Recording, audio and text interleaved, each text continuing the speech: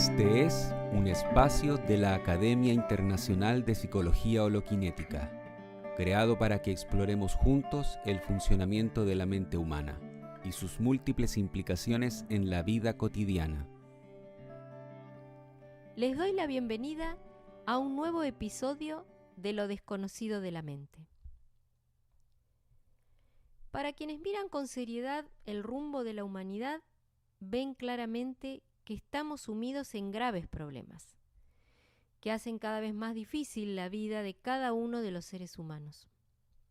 Desigualdad económica, el negocio de las armas y el narcotráfico como parte de la economía mundial, avance del crimen organizado, tráfico de órganos y seres humanos, crecimiento vergonzoso y alarmante de la pobreza, violencia cotidiana con su máxima expresión en la guerra interminable en distintos puntos del planeta, colapso ambiental con recurrentes eventos climáticos extremos.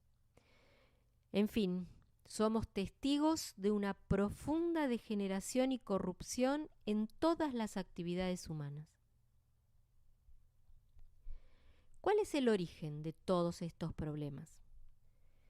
Estamos frente a una humanidad que se enorgullece de sus avances científicos tecnológicos y también del conocimiento cada vez más preciso de cómo funcionan las cosas, por así decirlo.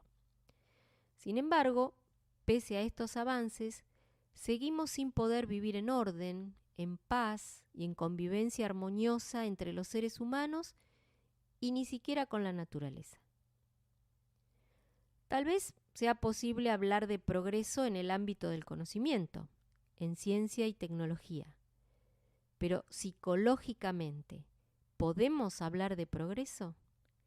Seguimos siendo codiciosos, envidiosos, violentos, crueles, egocéntricos. Y bueno, por eso es el mundo que tenemos. Entonces cabe la pregunta: ¿son las ideas, los planes, las creencias, los discursos, las reformas, el conocimiento, la solución a los problemas? Dicho de otra manera, ¿podemos seguir confiando en el pensamiento para resolver nuestros problemas? Somos testigos del rumbo suicida-homicida de la humanidad. Numerosas reformas educativas y revoluciones económicas y sociales no han modificado el rumbo de la humanidad. ¿Es posible cambiar el mundo con ideas, con más pensamiento? En este episodio veremos juntos por qué el pensamiento no es suficiente para resolver los problemas de la humanidad. Desde el origen del ser humano hasta la actualidad, muchos de nosotros coincidiremos en que la humanidad ha logrado avances significativos en diferentes ámbitos, como por ejemplo la medicina, las comunicaciones, técnicas para la producción de alimentos, la ingeniería que permite tener electricidad, agua potable, calefaccionarnos, etcétera, etcétera. No se pueden negar estos avances. Muchos dicen que la humanidad ha progresado mucho y tiene aún mucho más por progresar. Se le llama progreso a los avances científico-tecnológicos, pero hay que tener cuidado con la palabra progreso, ya que ¿son todos esos llamados progresos científico-tecnológicos compatibles con la vida? Lamentablemente, la ciencia se ha convertido en un racimo de instituciones jerárquicas que investigan de manera fragmentaria y orientada más al provecho y el prestigio personal y nacional que a la comprensión de la verdad. Y gran parte de sus investigaciones son incompatibles tanto con la vida humana como con la naturaleza. Por ejemplo, la ciencia al servicio de la producción de armas asesinas, terriblemente peligrosas. Avances informáticos para el espionaje y persecución de las personas. Producción de agroquímicos que destruyen los suelos, la salud humana y la biodiversidad.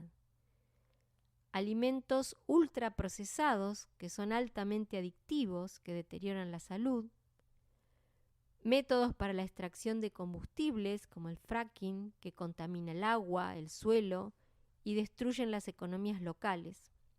Bueno, y así podríamos mencionar muchos más ejemplos de una ciencia que no podemos decir que está al servicio de la humanidad. Con el pensamiento es posible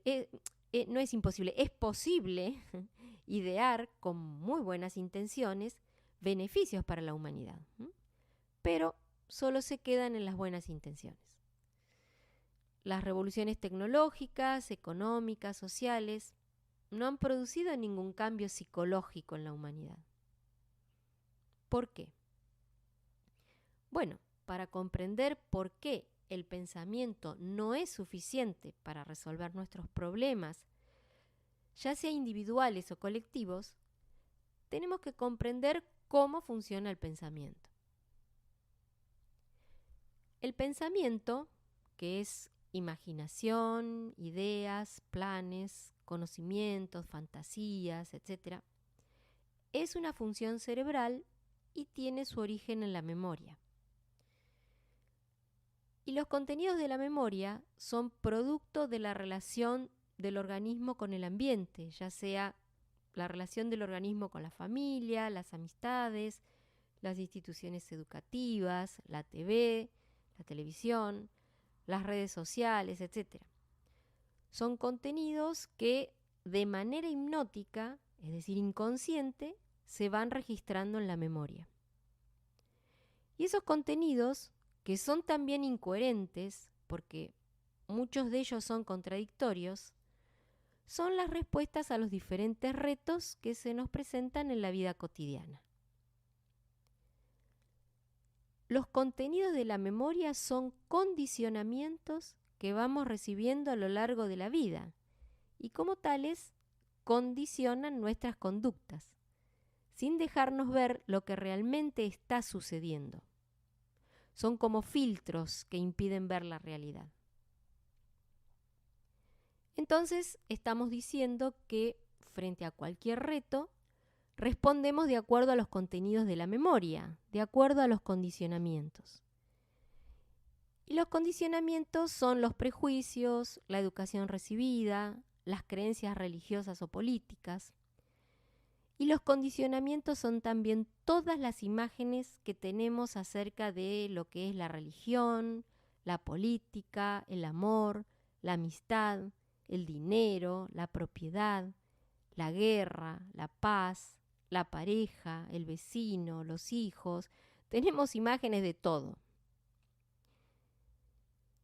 El apego a las ideas siempre engendra divisiones, enemistad, confusión y conflicto. Porque estamos condicionados por las ideas, las creencias, los dogmas. Y si alguna persona nos cuestiona la manera en que interpretamos las cosas, ¿qué hacemos? Nos enojamos, discutimos, reaccionamos violentamente, hacemos grupos con los que piensan igual que nosotros y nos dividimos de los que piensan distinto. Nos separamos. Por eso el pensamiento condicionado es la fuente de todas las divisiones. Aquellos que no piensen como uno son potencialmente enemigos y así nos aislamos unos de otros. Y lo peor es que no nos damos cuenta que son las imágenes creadas por el pensamiento las que nos separan. Nuestros prejuicios y nuestras representaciones ideológicas o imaginativas se transmiten verbal y no verbalmente, es decir, por actitudes y comportamientos, y dan lugar a la guerra racial, la guerra sexual, la guerra entre generaciones, las guerras internacionales y la guerra con la naturaleza, por ejemplo, destruyendo las selvas por dinero.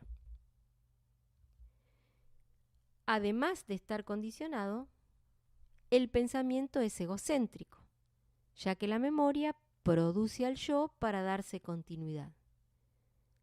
Si bien el yo tiene su función, para operar y predecir en el ambiente, cuando el yo es no funcional, que es la mayor parte del tiempo, se mueve siempre buscando placer, provecho, prestigio, poder, deseo de continuidad y de seguridad. Entonces, mientras se viva en el ámbito del pensamiento, condicionado, egocéntrico, incoherente e inconsciente, es inexorable la búsqueda permanente de satisfacción, provecho, prestigio y poder. Y va a haber siempre conflictos, ya sea interpersonales, entre naciones, entre grupos, intrafamiliares. Habrá miedo, rabia, tristeza, envidia, violencia, aislamiento, desesperación. Cabe entonces la pregunta: si el pensamiento es el origen de los problemas, ¿puede resolverlos? Cada uno de nosotros es la sociedad. Lo que somos cada uno de nosotros se proyecta hacia afuera, en el mundo. Lo que somos, lo que pensamos, cómo vivimos nuestra existencia diaria se proyecta hacia afuera. Y eso es lo que constituye la sociedad. Somos la sociedad. Si somos desdichados, confusos, caóticos en nuestro interior, eso es la sociedad. Porque la sociedad es el producto de nuestra relación. Y si nuestra relación es confusa, egocéntrica, reducida, limitada, nacionalista, eso lo proyectamos y lo único que hacemos es crear caos en el mundo. El nacionalismo, ¿no?, que es el gran generador de divisiones, racismo, xenofobia, la envidia, la búsqueda del poder, o sea, el nacionalismo, la envidia, la búsqueda del poder, terminan siendo todos ellos gérmenes de la guerra. ¿Por qué? Porque el nacionalismo, la envidia, la búsqueda del poder es violencia. La violencia que hay en nosotros es la violencia de la sociedad. Porque la sociedad es lo que nosotros somos. Hablamos de paz, del hambre, de la pobreza, de las desigualdades, de la guerra, ¿no? Nos horrorizamos por lo que está sucediendo, pero psicológicamente deseamos poder y posición. Quiero ser el mejor empleado, quiero escalar posiciones, competimos con el compañero de trabajo, con el vecino, tengo deseos de acumular más dinero para sentirme seguro, etcétera, etcétera. El hambre, por ejemplo, es producto, no creo que quepa ninguna duda, de la desigualdad económica, la codicia, la envidia, la violencia, el deseo de posesión. Pero no hay ni habrá revolución socioeconómica que resuelva el hambre en el mundo si no vemos la codicia, la envidia, la violencia, el deseo de posesión que está en nosotros mismos, en nuestro interior. Pretendemos producir cambios mediante una revolución basada en ideas o valores, basadas en tal o cual sistema, olvidando que somos nosotros quienes creamos la sociedad y producimos el orden o la confusión con nuestra manera de vivir. Mientras continuemos viviendo la vida imaginaria del ámbito C, seguirá expresándose en nuestras vidas inevitablemente la incoherencia, inconsciencia, dualidad, egocentrismo, fragmentación e hipnosis. ¿Cuál es entonces la salida? Todas las revoluciones basadas en el pensamiento, tarde o temprano fracasan. No hay salida revolucionaria, ni financiera, ni científica, ni tecnológica, ni política que resuelva los problemas de la humanidad. La vida humana sobre la Tierra se ha convertido en un verdadero infierno, un horror. En miles de años hemos sido testigos que el pensamiento no ha producido armonía, paz y bienestar a todos los seres humanos sin excepción. Todo lo contrario, vemos que la humanidad sigue bien firme, ¿no?, en su rumbo suicida-homicida. Entonces nos preguntamos, bueno, ¿habrá algo, hablando mal y pronto, algún factor, algo que le esté faltando a la mente humana para que pueda ir más allá del pensamiento? En diferentes episodios hemos señalado que el pensamiento es una función cerebral necesaria para la vida cotidiana. Sin embargo, es importante que nos demos cuenta del peligro del pensamiento cuando el cerebro funciona solo en el ámbito C de la mente, que es lo mismo que decir cuando el ser humano solo hace uso del pensamiento para vivir. El origen de los problemas humanos está en la manera en que percibimos cuando solo hay pensamiento. Y esa manera de percibir es fragmentaria. La percepción fragmentaria del pensamiento es la que separa, divide, aísla, ya que todo lo ve separado: yo, tú, blanco, negro, judío, musulmán, liberal, socialista, etcétera, etcétera. Es importante saber y darse cuenta que existe otro ámbito de funcionamiento cerebral, otra manera de percibir la realidad. Y esa forma de percibir es la percepción unitaria, función cerebral que fue redescubierta en el siglo XX y que está presente en todos los seres humanos. La percepción unitaria es una percepción que no viene del pensamiento.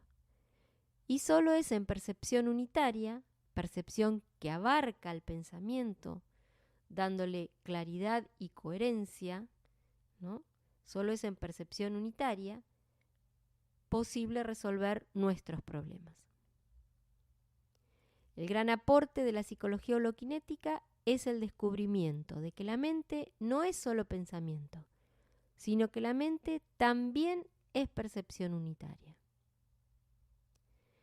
Dice Rubén Feldman González, el iniciador de la psicología holoquinética: en percepción unitaria surge la creatividad verdadera, y su orden es coherente, una unidad donde no hay dentro-fuera ni oriente-occidente, pero que incluye a la capacidad de pensar. La capacidad de pensar, en cambio, no incluye a la percepción unitaria. La ciencia, la naturaleza, la religión, la humanidad y la tecnología no están separadas en percepción unitaria. En percepción unitaria se van viendo cómo surgen las leyes del pensamiento a la conciencia y al ir viéndolas, éstas no se expresan. En percepción unitaria se van viendo, sin condenar ni justificar, las actividades del yo, que son el deseo de poder, provecho, prestigio y placer. Al ir viendo en percepción unitaria, el observador se vuelve 100% inconsciente y se disuelve en la intensa observación. Si el yo deja de existir en cada uno de nosotros, con su deseo de poder, de posición, de autoridad, de continuación, de conservación propia, nuestros problemas habrán terminado. El pensamiento no funcional debe llegar a su fin para ir viendo los problemas que existen en la vida de relación, ya sean familiar, laboral, entre amigos, entre naciones, grupos religiosos, etc. Y así, al ir viéndolos, los problemas se resuelven. En percepción unitaria se va viendo la actividad del pensamiento, ese proceso que es memoria, imagen, representación, idea, ideología, idolización, y que también ese proceso que son las emociones de rabia y tristeza, las reacciones viscerales y musculares de todo nuestro cuerpo. Estas reacciones son automáticas, incoherentes y emergen desde el inconsciente, contenido tras contenido a la conciencia. Es muy importante darse cuenta de estas reacciones cuando emergen a la conciencia. Pero tiene que ser un darse cuenta no esforzado, no concentrado, no controlado. No es necesario hacer esfuerzo para ir viendo los contenidos de la memoria a medida que van emergiendo, sin condenarlos ni justificarlos. Entonces, no se necesita un cambio de conducta. Soy violento, entonces voy a dejar de serlo. O voy a dejar de ser competitivo. Lo que se necesita, insistimos, es un cambio de percepción. La percepción unitaria es el único cambio que puede ocurrir ya mismo, mientras se percibe todo lo perceptible al mismo tiempo. Y hay un darse cuenta, al mismo tiempo que se percibe todo lo perceptible, de cada pensamiento que emerge a la conciencia. Al ir viendo el movimiento del pensar, la envidia, la ambición, ¿no? Mientras vamos viendo en ese movimiento del pensar, vamos viendo la envidia, la ambición, la violencia, el egocentrismo, la búsqueda del placer. Todo esto no se expresa y las relaciones con las personas, la naturaleza y las cosas ya no son conflictivas. Por eso decimos, no se necesita un cambio de conducta, porque a medida que se va percibiendo la envidia, la ambición, por ejemplo, la violencia, no se expresan y al no expresarse no somos entonces envidiosos, ambiciosos, etc. No es una cuestión de tiempo que implicaría cambiar de conducta, sino que en percepción unitaria ya ocurre un cambio. Solo la mente silenciosa en percepción unitaria, en la cual no se interponen ideas, teorías, deseos, miedos, es posible ir viendo los problemas y la solución. Si vivenciamos la percepción unitaria con el intento constante de la percepción unitaria, ¿no? Si intentamos de manera constante la percepción unitaria, nos iremos dando cuenta que la percepción unitaria es la única salida del horror del nuevo feudalismo, de las mentiras, el fraude y el saqueo, la mediocridad, el conflicto, la tristeza, la rabia, la degeneración y la división creciente en que todavía vivimos los seres humanos. Una revolución interior, una transformación psicológica en cada uno de nosotros es lo único capaz de producir una transformación radical en la sociedad. Y esa transformación psicológica no es posible sin percepción unitaria. Resumiendo, hemos estado viendo en este episodio por qué el pensamiento no es suficiente para resolver nuestros problemas. Dijimos que si bien el ser humano ha logrado grandes avances en el conocimiento científico-tecnológico, es más que evidente que ningún saber, ninguna ideología, ninguna nueva propuesta de ideas, aunque parezcan revolucionarias, están dando como resultado orden, paz y convivencia armoniosa entre los seres humanos y entre estos y la naturaleza. Por el contrario, desde el punto de vista psicológico, no hubo ningún cambio, ya que seguimos siendo crueles, codiciosos, envidiosos, violentos, egocéntricos. También dijimos que el pensamiento no puede resolver los problemas, ya que es el mismo pensamiento el que los origina. Y mientras continuemos viviendo la vida imaginaria del ámbito C, seguirá expresándose en nuestras vidas inevitablemente la incoherencia, inconsciencia, dualidad, egocentrismo, fragmentación e hipnosis, generando conflictos en la vida de relación. Finalmente dijimos que no hay salida revolucionaria, ni financiera, ni científica, ni tecnológica, ni política que resuelva los problemas de la humanidad. Una revolución interior, una transformación psicológica en cada uno de nosotros es lo único capaz de producir una transformación radical, entre comillas diríamos, de lo externo, ¿no? Porque somos la sociedad. Y esa transformación psicológica no es posible sin percepción unitaria.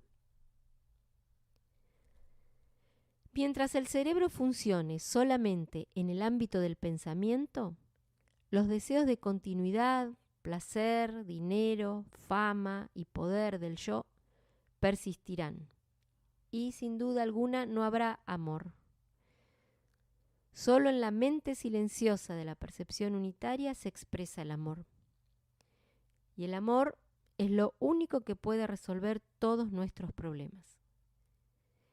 Investiguemos por nosotros mismos y en nosotros mismos las contingencias de vivir la vida en percepción unitaria. Por eso, este podcast es para que vayamos explorando juntos, en cada episodio que vayamos compartiendo, lo desconocido de la mente. Para conocer más sobre la percepción unitaria y la psicología holoquinética, entra al sitio www.percepcionunitaria.org. También se pueden bajar libros del sitio www.holokinesislibros.com.